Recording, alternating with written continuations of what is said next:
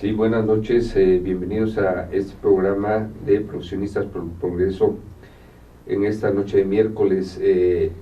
Como saben todos ustedes, aquí invitamos a personas normalmente profesionistas quienes platican, charlamos sobre temas importantes de interés general.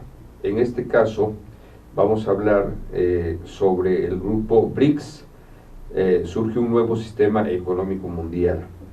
Como todos sabemos, en el mundo se forman grupos de países para ciertos objetivos económicos, sociales, etcétera, y entonces en esta ocasión los BRICS es un grupo de países que Gerardo muy amablemente nos explicará en unos minutos. Gerardo Castillejo Chávez es ingeniero egresado del Instituto Politécnico Nacional de la Escuela Superior de Ingeniería Mecánica y Eléctrica. Colabora con el movimiento de LaRouche desde hace 20 años difundiendo la obra del economista físico Lyndon LaRouche. Pues bienvenido nuevamente, Gerardo. Ya hemos estado por aquí en este espacio platicando en ocasiones pasadas y la idea precisamente es tratar esos temas económicos tan importantes a nivel mundial que, como aquí bien dice el tema, puede surgir un nuevo sistema económico. ¿Por qué no empezamos a definir qué es el BRICS? ¿Cómo se forma el BRICS? Es un club, es un grupo, es una asociación, porque pues México también participa en algunos grupos, ¿verdad? Ahí está el grupo de los 7, de la OCDE, una serie de organizaciones que tienen objetivos diferentes, obviamente, pero que al final de cuentas muchos de estos países se suman para adquirir más fuerza en el contexto mundial. Entonces, ¿cómo empezamos a definir BRICS, Gerardo? Pues mira, el tema es muy interesante, es muy amplio. Marco, mira, los BRICS es un grupo de países que están formados por, pues sus iniciales son las iniciales de cada país: Brasil, la B de Brasil, la R de Rusia, la I de la India, la C pues, de China, y la S de Sudáfrica.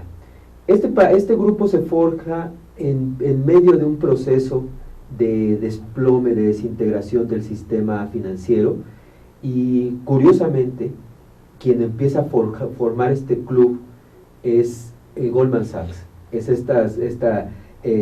estos sectores financieros, y de repente lo que va ocurriendo es que los BRICS se separan del control que habían estado ejerciendo el sector financiero y empiezan a hacer acuerdos que fructifican en gran medida porque sobre todo Rusia y China están siendo acorralados, algo que todavía ocurre, por un sistema de defensa antimisilístico.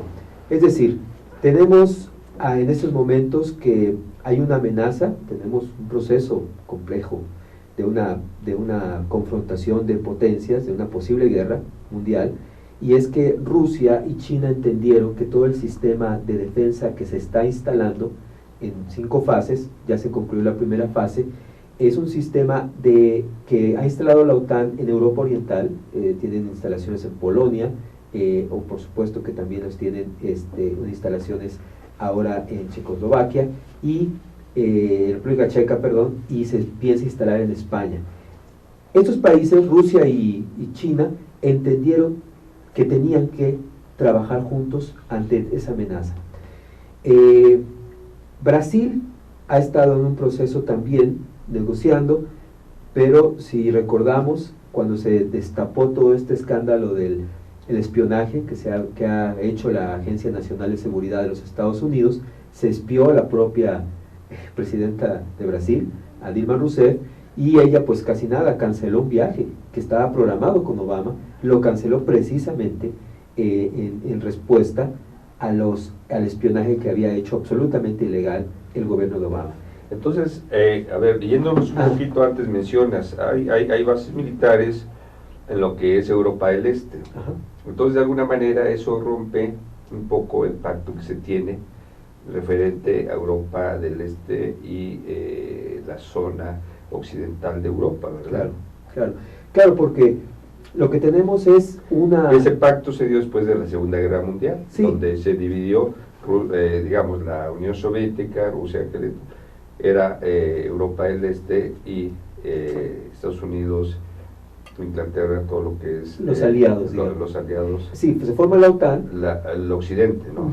Y se forma la OTAN porque, bueno, pues se hacen los dos bloques. La OTAN es la organización del Tratado del Atlántico del Norte. Atlántico del Norte, ¿no? Ajá.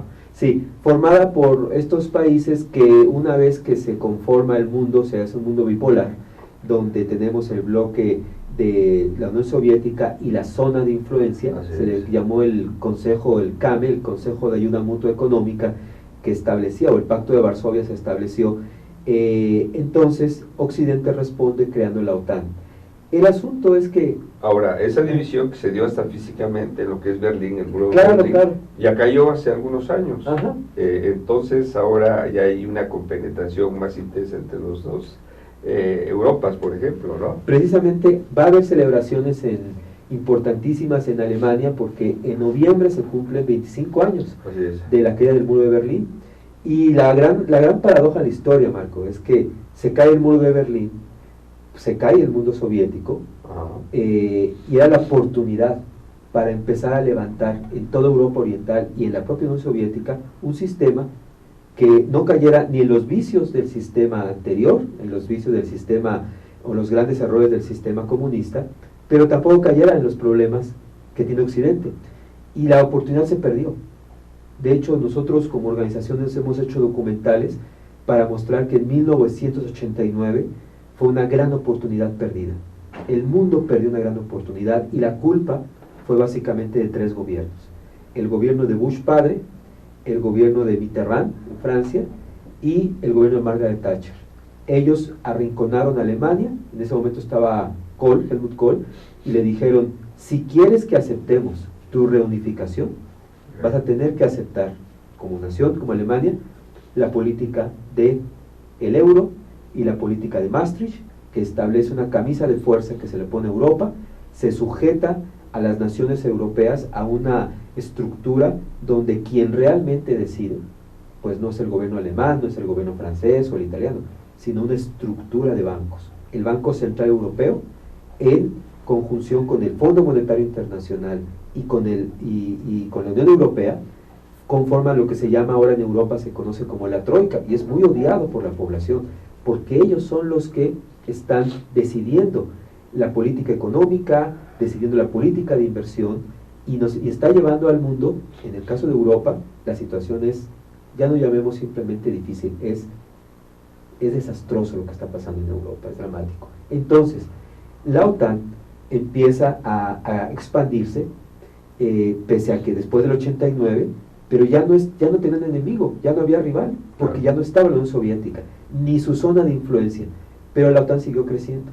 Y Rusia entendió que esto era claramente en contra de ellos. La instalación del sistema antimisilístico es la mejor forma, el mejor ejemplo de por qué hay una política bélica, y lo que se está buscando es arrinconar a los rusos, ¿verdad? Ahora también arrinconar a China, para que ellos no formen un nuevo sistema. Pero es impresionante, Marco, yo diría que me perdona el auditorio, es impresionante la tontería de lo que ha venido haciendo Occidente. Primero, siguieron instalando estas bases de misiles, poniendo al mundo en un riesgo, porque eso desequilibra. ¿Qué ocurre cuando se instala una serie de proyectiles nucleares en las fronteras de Rusia? Lo que ocurre es que Rusia no tiene un equivalente, y entonces al sentir Rusia que ellos están en desventaja, ellos obviamente, y lo han dicho desde el 2011, el entonces presidente ruso, Medvedev, dijo: Rusia no va a permitir que se instalen esas capacidades, porque nos colocan un problema de seguridad. Y si Occidente decide terminarlas, vamos a destruirlas. O sea, esto puso una alerta tanto al Estado Mayor Conjunto de los Estados Unidos, que es interesante. No están de acuerdo con Obama. Ha habido diferencias, ha habido fricciones entre el Estado Mayor Conjunto. El general Martin Dempsey es un general que ha hecho públicas sus diferencias con Obama, sobre todo en el asunto de Siria, en el asunto de Irak, Y no debemos de perder de vista, Marco, vivimos en un mundo extremadamente complejo, Claro. porque un sistema, el viejo sistema, se está hundiendo y está surgiendo un nuevo sistema. Por supuesto que en la historia, cuando ocurre esto, hay riesgos. En este caso, este es un riesgo que se debe de tomar. El viejo sistema ha destruido economías enteras. ¿Qué es lo que propone el viejo sistema económico? Antes de entrar ya de lleno a los BRICS. El viejo sistema económico que tenemos siempre está buscando reducir la soberanía de las naciones. Siempre está buscando que se apliquen programas de austeridad de una manera intolerable. Siempre está buscando los rescates financieros a un sector de especuladores. Promueve tecnologías que se llaman sustentables o alternativas, que sean adaptadas. Ellos le llaman ahora, me parece que les dicen tecnologías, no recuerdo el término, pero se tienen que adaptar. No quieren la asociación entre gobiernos, sino simplemente buscan relaciones bilaterales. El Fondo Monetario con México, el Banco Mundial con otro país. El nuevo sistema del que hablamos, que surge con los BRICS, es un sistema que parte de una cooperación. Veamos un poco qué pasó en la reunión que tuvieron los BRICS ahora, la sexta reunión en Fortaleza, en Brasil. Esto ocurrió apenas a mediados de julio. El acuerdo que llegaron los BRICS es que ellos fundan un nuevo banco, se llama el Nuevo Banco de Desarrollo. Pero antes de eso, Gerardo, me estabas comentando cuando te interrumpí referente a cómo se da un espionaje en Brasil sí, claro. y se da una ruptura, vamos a llamarlo de alguna manera, entre gobiernos, y cómo se fue formando este grupo de Brasil, Rusia, India, China y a últimas fechas Sudáfrica. ¿Cómo fue integrándose eso? A través de los ataques occidentales hacia Rusia, digamos.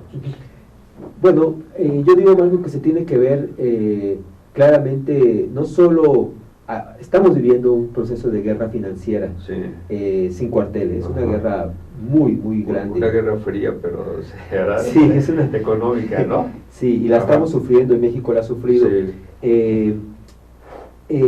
Estos países se van acercando porque empiezan a ver que hay una amenaza real, no solo a su momento presente, sino una amenaza a su futuro. Por supuesto que Rusia empezó a forjar un grupo también en Asia, el grupo Shanghai, donde ya está unido Bielorrusia, Kazajstán, y ellos extendieron esto a algo planetario. El hecho de que los BRICS existan en el continente euroasiático, a través de Brasil, a través de Rusia, India y China, que existe en el continente africano a través de Sudáfrica y en el continente americano a través de Brasil, esto le da al BRICS un sentido de globalidad. Ahora, hay otra cosa, tienen un común denominador los países miembros de BRICS, tienen una economía creciente con gran potencial económico. Ese es, digamos, que unidos son una gran fuerza económica. Así es. Realmente. Estamos hablando de más de la mitad del planeta en términos de los habitantes. Exacto. Pues simplemente hay que juntar a China y a India. Sí, no, el territorio me parece que si se suman los BRICS ya abarca más del 40% del territorio mundial. Así es. Entonces, nadie puede desconocer que existen, claro. Nadie puede taparse los ojos porque ahí están los BRICS. ¿Y qué ocurrió? Pues estos países se fueron acercando, motivados por la preocupación de que estaban siendo atacados y porque ellos buscaban un proceso de desarrollo que no podían conseguir a través de los mecanismos, digamos, habituales, ¿no? Y entonces surge ya una formalización de los BRICS. Me gusta hacer un repaso de esta gira que hizo Putin, el presidente ruso, previo a los BRICS, porque la reunión fue en julio, al 15 y 16 de julio. Él previamente hizo una gira por América Latina, y cuando él va a Cuba, hace un anuncio sorprendente. El presidente ruso hace público el anuncio de que Rusia condona el 90% de la deuda cubana. Una deuda de 35,000 millones de dólares, no es una cantidad pequeña, y que el 10% de lo que no se condonó se va a invertir en la isla. en proyectos de desarrollo. Por supuesto que Cuba que brincaba de alegría, era un anuncio sorprendente que muestra un cambio en la forma de cómo se relacionan las naciones. Después de Cuba, el viaje programado era para que fuera a Fortaleza, y Putin decide hacer una escala en Nicaragua. La escala era necesaria porque en Nicaragua ya se habían hecho una serie de conversaciones. Finalmente se hace la formalización de que va a haber un segundo canal interoceánico para América, y el canal va a ser construido en Nicaragua. Sí.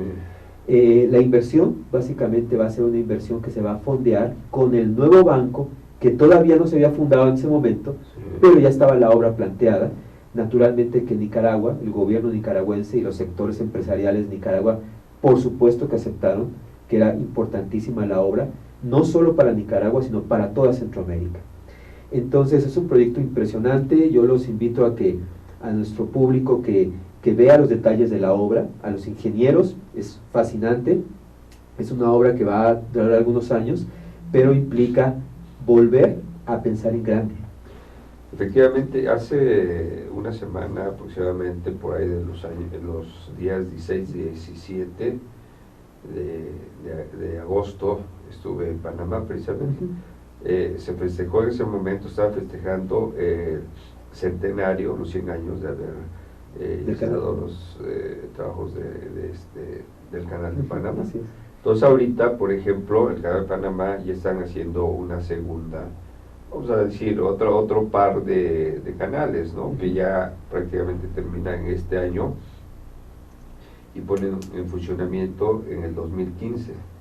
Entonces los periódicos en Panamá precisamente hacen alusión a los 100 años del aniversario 100 del Canal de Panamá, pero sin embargo demuestran preocupación precisamente por la construcción de la posible construcción del canal de Nicaragua. ¿Por qué? Porque en las noticias, también en la televisión y todo eso, salen ya, digamos, las concesiones que firmó ya el gobierno de Nicaragua con una empresa china para la construcción de este canal.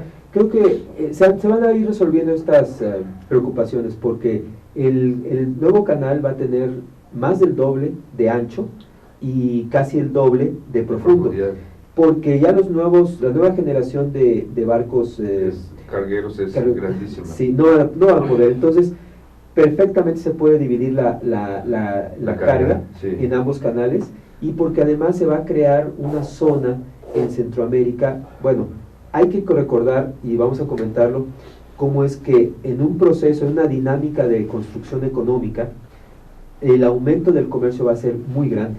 Definitivo. Y entonces yo creo que hasta los dos canales van a apenas dar para lo que viene en los próximos años, y eso lo quiero comentar. No sé si nuestra producción nos pueda poner un mapa que yo traigo. Sí, seguramente sí. Donde nosotros ponemos a los BRICS, el mapa. Si podemos ponerlo en pantalla, podemos ver que estamos señalando precisamente dónde va a pasar este canal. Claro, en Centroamérica. En Centroamérica y es el mismo sistema que tiene el Canal de Panamá. No olvidemos que el Canal de Panamá funciona por la diferencia que hay de 20 y tantos metros entre un océano y el otro, con aguas del lago Gatún, que es un lago interior, y aquí estaría utilizando el agua del lago Managua, ¿no? Sí, aquí la ventaja que tiene en esto es que se trata precisamente de evitar el sistema de esclusas. Eso es. Porque es más complejo. Claro. Sabemos que lo que se requiere, lo ideal sería un canal a nivel, claro, es decir, que no tuvimos que hacer ese sistema. Nicaragua lo ofrece, sí, aunque la propia obra se hizo un poco más compleja porque se tienen ahora muchos cuidados para la ecología y este impacto ambiental. Sobra decir que el optimismo es enorme. Toda la población está muy contenta, y eso es a lo que quiero referirme. ¿Qué significa? ¿Cuál es la ola de progreso que están trayendo los BRICS para animar a nuestros sectores institucionales en México, a nuestro sector empresarial, a que tome mucha atención de lo que ya está ocurriendo? Porque no es un proyecto simplemente, es un sistema en ejecución el que está. Yo diría, más bien el sistema económico cambió. Sí. No lo hemos percibido en México porque estamos demasiado absortos en los temas internos, pero el sistema mundial cambió. Tenemos cooperación directa de países, un nuevo banco de desarrollo, y mencionamos ahorita el canal, pero vamos a hablar en el mapa, si se puede ver, tenemos 2 centrales nucleares nuevas, que una va a estar en Brasil, otra va a estar en Argentina. Tenemos un nuevo ferrocarril de alta velocidad que va a conectar a Perú con Brasil. Estamos hablando de un puente ferroviario también interoceánico. Va a aumentar enormemente, integrar a esta parte de Sudamérica, digamos la parte occidental de Sudamérica con la parte oriental, y entonces este eje de desarrollo histórico que ha sido, digamos, este corredor que es Buenos Aires, Sao Paulo, lo podemos integrar al otro lado del continente, poniendo a Perú, Bolivia. Vamos a hablar del caso de Bolivia, es fascinante, pero lo que tenemos es una concepción económica que muestra un aspecto que no se había dicho durante mucho tiempo. El monetarismo actual, el libre comercio actual, no busca promover las capacidades productivas del trabajo. Sí.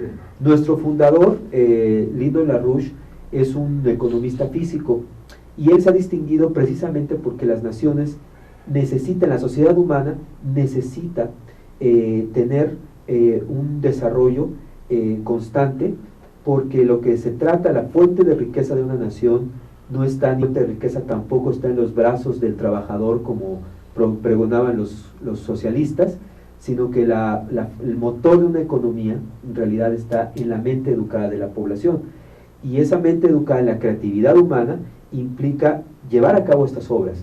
Por ejemplo, quería hablar de Bolivia, el vicepresidente boliviano, diciendo: la energía nuclear es el fuego del siglo XXI, y nosotros, y todo país que se quiera hacer respetar, necesita tener energía abundante para poder levantar la economía del presente y la del futuro. Así que la energía nuclear se vuelve ahora la piedra de toque, dice él, para las economías del siglo XXI. Y es importante, eso lo va a detallar mi colega, plantas nucleares. Lo atrae a los países, porque Bolivia no es parte de los BRICS, y ellos están para financiar infraestructura en todos los países que quieran entrar dentro de este proceso. Déjame mencionar un caso muy interesante. Egipto. Egipto, hace apenas un poco más de un año, era una nación en un desastre. Los grupos de la hermandad musulmana, como ahora están haciendo en Irak, el ejército islámico, están destrozando la nación, una división, el propio gobierno destruido, la población con hambre, y el gobierno cambió. Hubo una junta de gobierno y militares para reformar el gobierno, se instala un nuevo gobierno, y este gobierno decide tomar el camino de los BRICS. El nuevo presidente egipcio, Al-Sisi se llama, presenta que ellos van a comenzar la ampliación del canal de Suez. El mismo día que el presidente egipcio dice que van a comenzar la ampliación, ese mismo día empieza. Los planos ya estaban hechos, empezaron la maquinaria a llegar al lugar, y ahorita uno puede ver, Egipto, el propio presidente dijo, la ampliación, según los cálculos de las compañías de ingeniería, tardará 3 años, y él dijo, quiero que se haga en 1. ¿Por qué? Porque tenemos que revitalizar a la nación. Y acaba de presentarse ayer en los periódicos, por eso es importante darle seguimiento. El propio gobierno egipcio le dijo a la población, hizo un comunicado: todo aquel egipcio menor de 45 años que no tenga empleo, venga a la acción del canal, el gobierno lo va a contratar. Sí. ¿Cómo se financia el canal? Es una pregunta que muchas se hacen. Bueno, el sistema de financiamiento es interesante. Por esta vez no recurren al Banco de los BRICS, sino que Egipto decide hacer un sistema de financiamiento interno. Emite bonos de deuda del Estado, que se pueden, ¿verdad?, adquirir por los propios inversionistas egipcios, y si se hace este crédito en moneda nacional, incluso el gobierno da una tasa todavía más atractiva, claro, para aquellos que quieran comprar título de deuda para la construcción de la obra. La respuesta que ha obtenido el gobierno egipcio es simplemente una enorme alegría de la población de saber que esa nación está tomando un rumbo, y un rumbo correcto.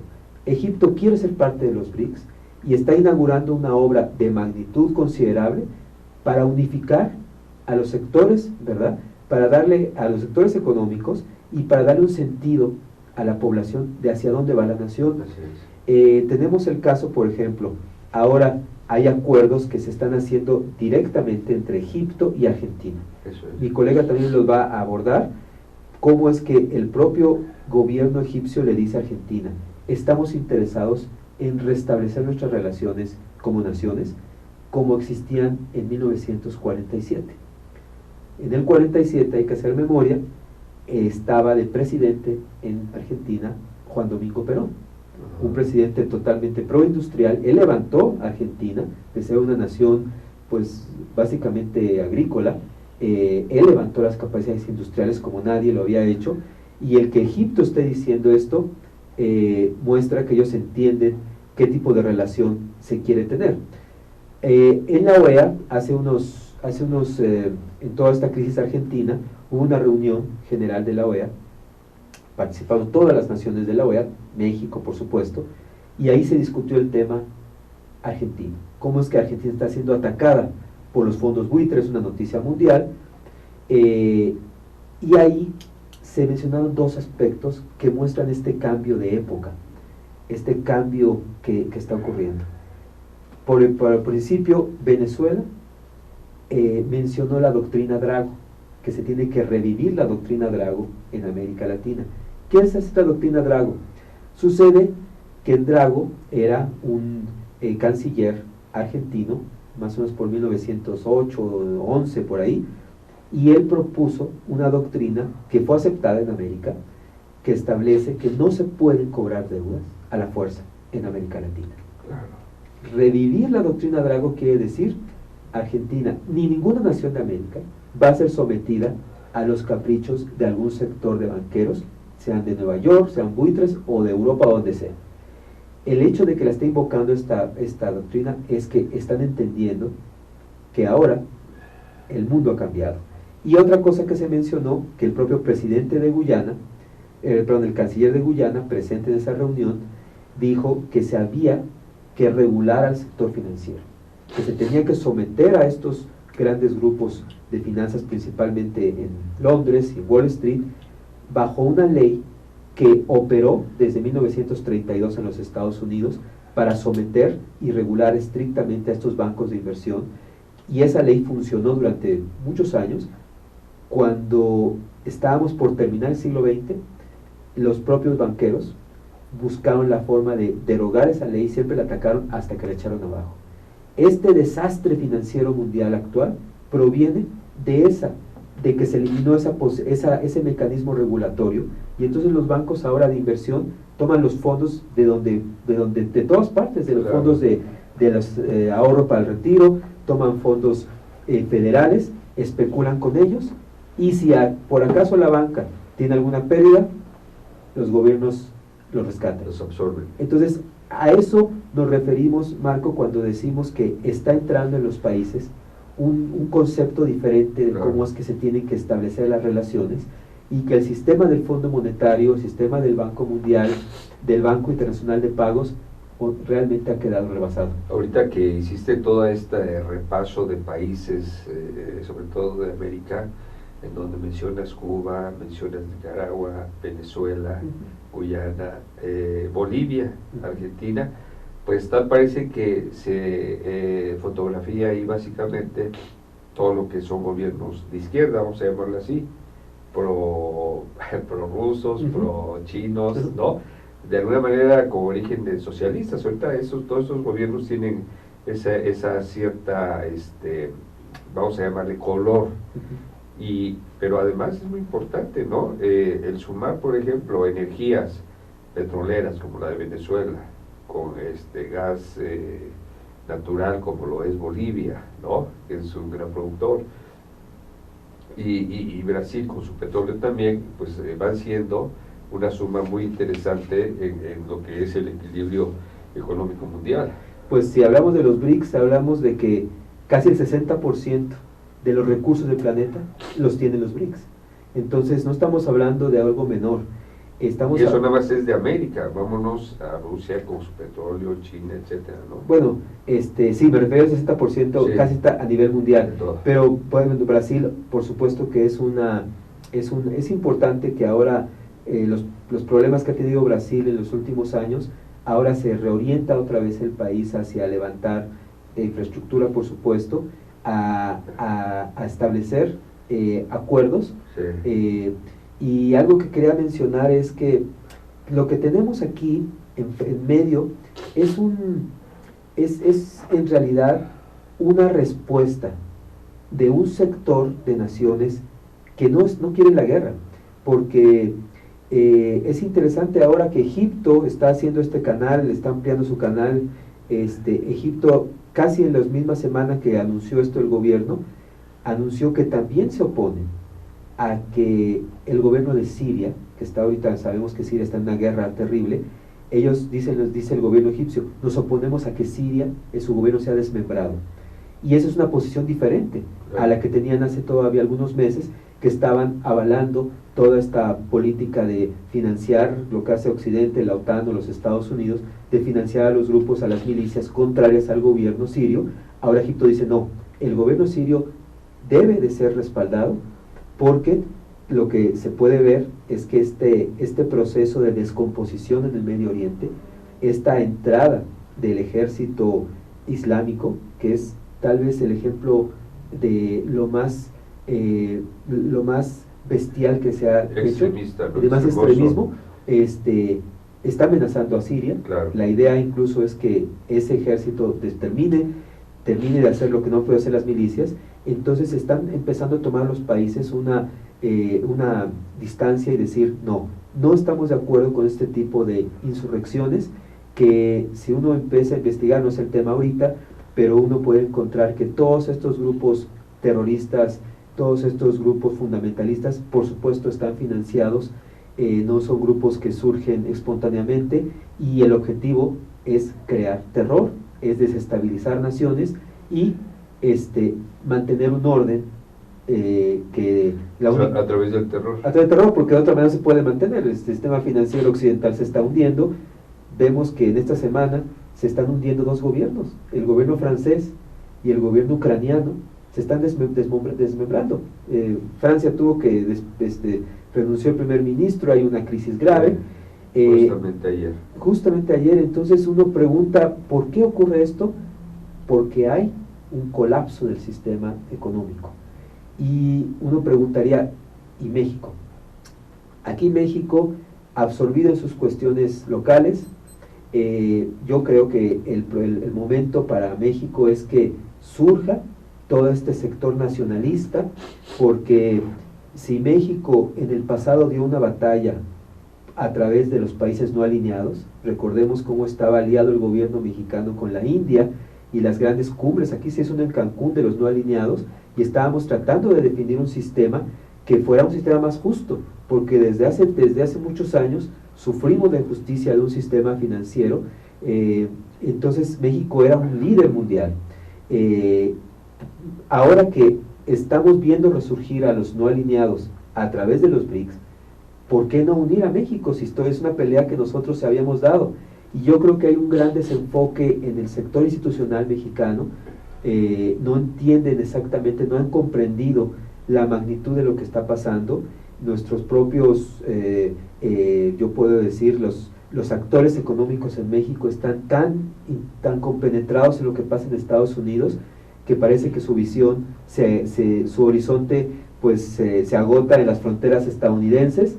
A veces se asoman un poco a Europa, pero Europa también está en un proceso muy agudo de crisis. Entonces, el llamado que queremos hacer es, como movimiento laruchista, se tiene que ver el mundo desde una perspectiva totalmente diferente. Y México tenemos que integrarlo a este grupo, a todo este proceso de desarrollo, y la verdad, a partir de ahí, de esa visión, entonces va a ser necesario que el petróleo mexicano vuelva a ser el recurso fundamental con el cual podamos entrar a ese proceso.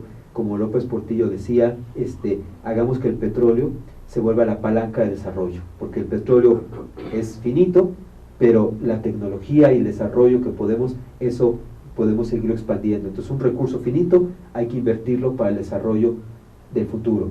Y esa sería pues la idea de que en México tengamos una amplia, muy grande discusión de qué va a pasar en las próximas semanas, en los meses, con los BRICS, qué va a pasar con los Estados Unidos en un proceso político difícil, en un proceso económico estadounidense mucho más difícil.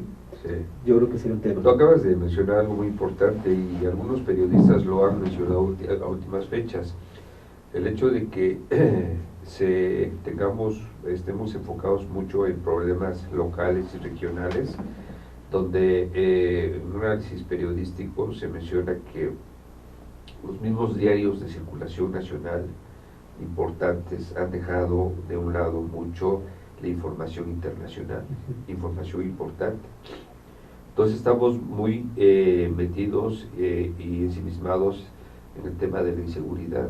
Así es. Entonces muchos piensan que hay un cierto paralelismo, fíjate nada más, qué coincidencias son estas, entre el terrorismo sirio en este caso, ¿no?, donde llegan ejércitos islámicos de extremistas y hacen y deshacen, con los verdaderos ejércitos que hay en México, que han desestabilizado digamos estados y gobiernos completos, ¿no? Claro. Entonces ahí mencionaba estos periodistas que hay un cierto paralelismo que no nos deja ver más allá, como una cortina de humo, digamos.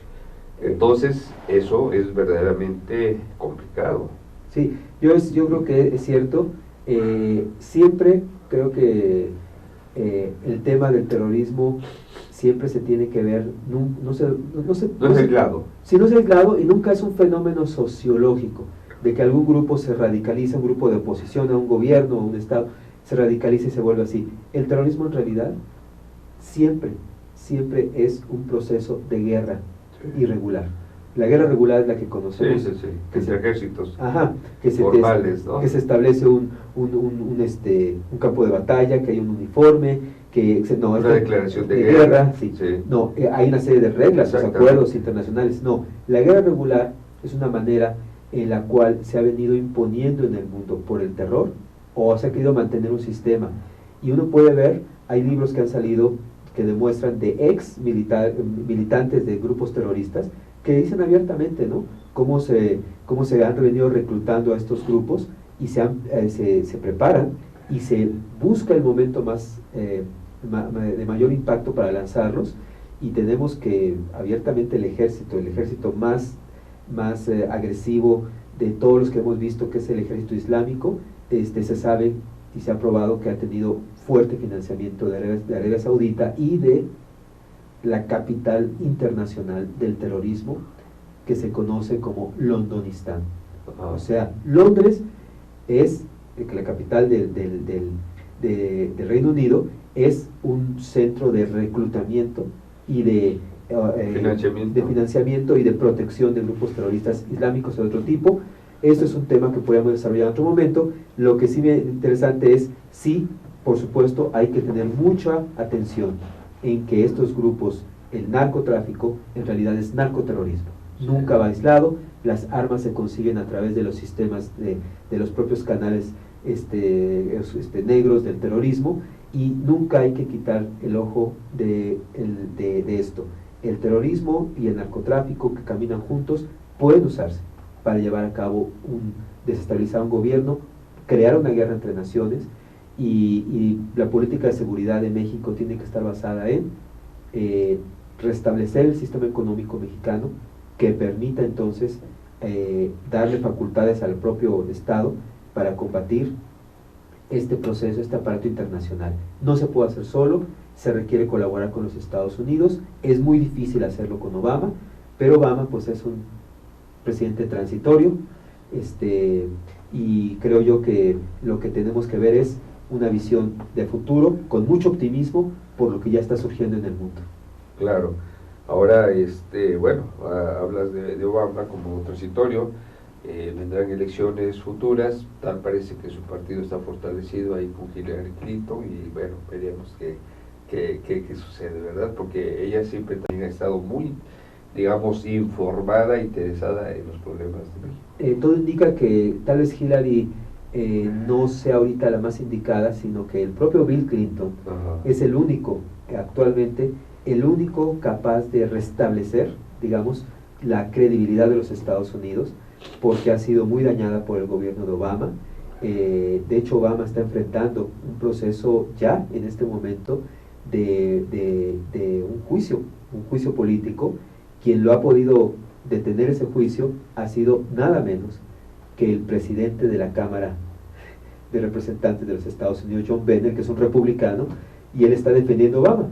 La pregunta es ¿por qué un republicano? Exactamente, defiende a un del partido contrario, ¿no? Ajá, y es por pragmatismo, porque los republicanos piensan que Obama es necesario mantenerlo en el poder, porque es tal el desastre que ha hecho y el desprestigio que arrastra a todo el Partido Demócrata, que es la vía rápida para poder regresar los republicanos a la presidencia en 2 años. Entonces a Obama se le tiene que mantener porque es suficientemente torpe, ¿no? Como para que se le deje. Esta es una visión pragmática y lo que está ocurriendo en realidad en los Estados Unidos es que el proceso de juicio político contra el presidente Obama es algo que existe, ya se ha pronunciado diferentes congresistas y senadores, pero lo que tenemos en medio es la fuerte protección que el sector financiero está dándole a Obama y la protección política que le está dando este sector del Partido Republicano. Finalmente es un gobierno que se hundió. Las encuestas muestran que Obama perdió toda la credibilidad que tenía, el primer presidente negro, una gran expectativa de que iba a hacer justicia con los sectores de color, con las minorías, y pues vean, es conocido como el presidente que más deportados ha expulsado, como el presidente que más destrucción del sector de salud ha hecho, especialmente con las minorías. Ha tratado muy mal a los negros, tienen razón suficiente para no quererlo. El Obamacare no jaló. No, funcionó. Obamacare es un fraude, fraude que se hizo para financiar a los bancos neoyorquinos a través de las aseguradoras médicas. Ahora se sabe que fue un completo tomada de pelo a los norteamericanos, porque lo que se hacen es que se elevaron las pólizas muchísimo más del 100%. Entonces la clase media estadounidense no puede pagar. Entonces cuando la clase media va y quiere recurrir al Medicaid, no al Medicare, sino al Medicaid, que es para la asistencia médica a pobres, le dice el gobierno, tú no calificas porque tú todavía tienes empleo. Entonces la gente dice, entonces no tengo seguridad social, no la tienes. Se quedó en medio. Se quedó en medio. Y la gran promesa de Obama, su primer promesa de campaña fue, vamos a hacer una reforma médica histórica y el que quiera puede quedarse con la antigua forma de proceder médicamente o la nueva. Y eso fue falso, porque no hay forma, cualquier persona que quiera regresar a la antigua legislación no lo puede hacer, hay un impedimento. Entonces engañó a la población. Si uno habla de la política exterior, pues uno puede ver simplemente ante todo el mundo se da cuenta qué sabio ha sido las medidas que ha tomado Rusia. La diplomacia rusa ha sido muy hábil para tratar de contener a un presidente que está buscando de una u otra forma la confrontación militar, rodeando a Asia de armas, lo que habíamos comentado en un principio, los proyectiles nucleares ahí, a boca de jarro de Moscú, toda una política todo el tiempo de estar amenazando y echándole la culpa a los demás de todo. Lo que ha traído simplemente es que Estados Unidos en este momento sea tal vez el peor momento en el que están desde la posguerra. Nunca habían estado en una situación de tan baja credibilidad y pues han fracasado en la política de Ucrania, han fracasado en la política del Medio Oriente. Para América, lo que significa para América Latina, pues tampoco no hay optimismo, ni siquiera en México hay optimismo porque Estados Unidos vaya a hacer algo por México diferente de lo que ha hecho. Así que yo creo que Estados Unidos en ese proceso de cambio en el que ya está, también tenemos que seguirlo hay obviamente un sector que está buscando regresar a Estados Unidos a lo que históricamente han sido, a los Estados Unidos de Roosevelt, de la promoción de la economía de beneficio mutuo, pero para eso necesita a Estados Unidos cortar todo lo que significa la influencia y el control que se tiene del gobierno por parte de los bancos de Nueva York. Esa sería la condición. Ahora también hay quien piensa lo que mencionaste hace rato, Ucrania. Para Rusia, para el presidente Putin, pues fue relativamente sencillo, con una mayoría de población rusa en Ucrania, tener cierto apoyo, ¿no?, para la intervención. Ahí también hay juegos económicos importantes, como es el petróleo, la salida al mar y cosas por el estilo, ¿no? Entonces ahí también hubo una crisis, digamos, entre Occidente y Oriente, ¿no?, que no se ha resuelto plenamente. Claro, y el tema de Ucrania es algo básicamente una disputa, porque lo que está buscando básicamente la OTAN al imponer a este nuevo gobierno, ¿no?, los Estados Unidos, que ellos financiaron el golpe de Estado, desconocieron los acuerdos que se habían hecho el 17 de febrero, lo que están buscando es una confrontación militar con Rusia, contra Rusia. Es claro que Rusia no va a aceptar que Ucrania, ¿verdad?, forme parte de la OTAN, se instalen todas las armas, ¿verdad?, en la frontera, y que Ucrania en este momento, para poder destruir al gobierno anterior, se hizo toda esta situación tan violenta desde noviembre del año pasado, las movilizaciones que se hicieron, y ahora es del dominio público que el gobierno actual de Ucrania es un gobierno pro-nazi. Las redes nazis que no han muerto en Ucrania revivieron ahora, seguidores de Stepan Bandera. Stepan Bandera fue el nazi, el ucraniano, que más colaboró con Hitler, y que se habla de que los nazis, junto con el apoyo de Stepan Bandera, masacraron tal vez a más de 200.000 ucranianos en la Segunda Guerra Mundial. Los seguidores de Stepan Bandera están en el poder ahora, gobernando. Entonces uno piensa, ¿qué va a hacer la población? ¿Van a aceptar los ucranianos, donde sus padres, sus abuelos, sus hermanos murieron combatiendo a Hitler? ¿Van a aceptar a un gobierno nazi? Pensamos que, como ya se ha manifestado la población ucraniana, no lo van a aceptar, y por ahora la situación en Ucrania es extremadamente grave, pero podemos decir, en Ucrania Rusia va ganando y Occidente va perdiendo. Tristemente esto tiene un gran dolor humano por toda la destrucción del este de Ucrania, Donetsk, Lugansk, todas estas ciudades que han sido masacradas. Eso es lo que tiene que terminar. Este viejo orden económico y político está yéndose. Hay que darles una ayudadita para terminar, que se termine de ir ese orden y que surja un nuevo sistema de cooperación. Ahora, regresando un poco a México en todo este contexto mundial, que ya le has dado una buena repasada, Gerardo, ahora con toda esta política reformista del gobierno actual,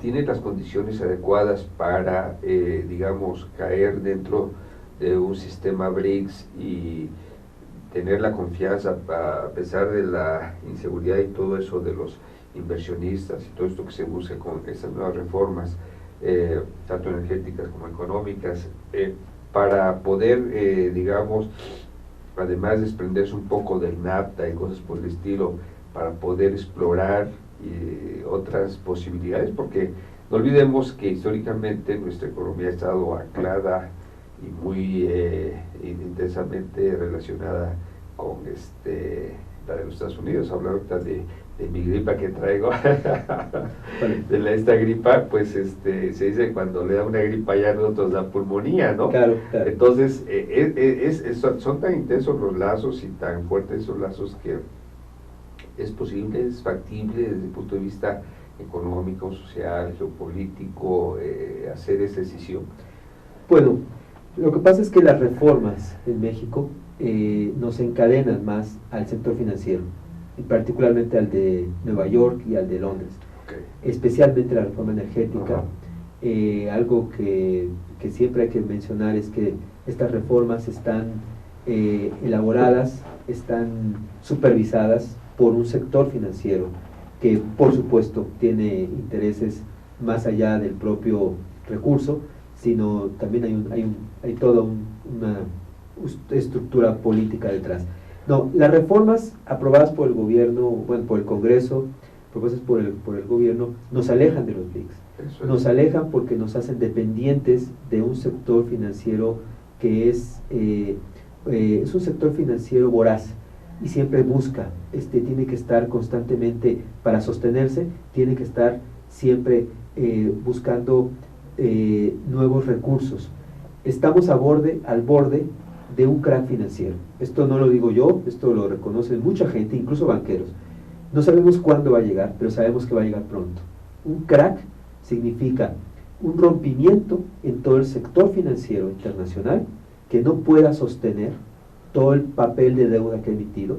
Estamos hablando de casi 2.000 billones de dólares. Casi 2.000 billones de dólares de papel que no tiene valor.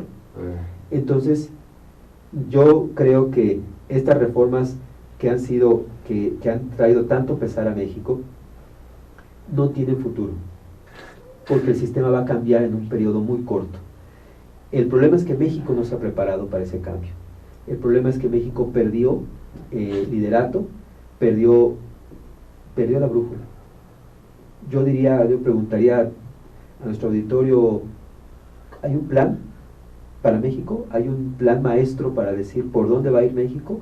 ¿O somos como una barca que está sujeta a los vientos, donde la lleven los vientos internacionales?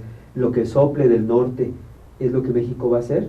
Y yo diría que en estos momentos México está extraviado, ajeno a una Sudamérica que se está reconstruyendo, ajeno a un sistema, porque México está sometido, fuertemente presionado, ya no digamos por Estados Unidos, por un aparato de bancos. Y entonces este proceso en el cual entró México bien puede echarse abajo si viene este cambio en los Estados Unidos. Si viene este crack, el riesgo es que el crack ocurra y no se haya terminado de consolidar el nuevo sistema en el mundo. Ese es el riesgo. Pero lo que sí puedo decirles es las reformas de México no tienen ningún futuro. Muy bien. Desde el personal punto de vista. Pues, mi estimado Gerardo Castilleja Chávez, te agradecemos mucho esta plática, esta charla referente al Grupo BRICS, en donde propones que surge un nuevo sistema económico mundial. Te agradecemos tu participación y pues estamos invitados a otro programa, otra charla en ese sentido, ya que pues es muy amplia, sí, muy amplia la temática, y la cual podemos seguir ahondando aún más. Muchas gracias, ha sido un placer participar en los programas de ASL TLTV. Muchas gracias, Gerardo. Gracias. Buenas tardes. Buenas noches y hasta la próxima.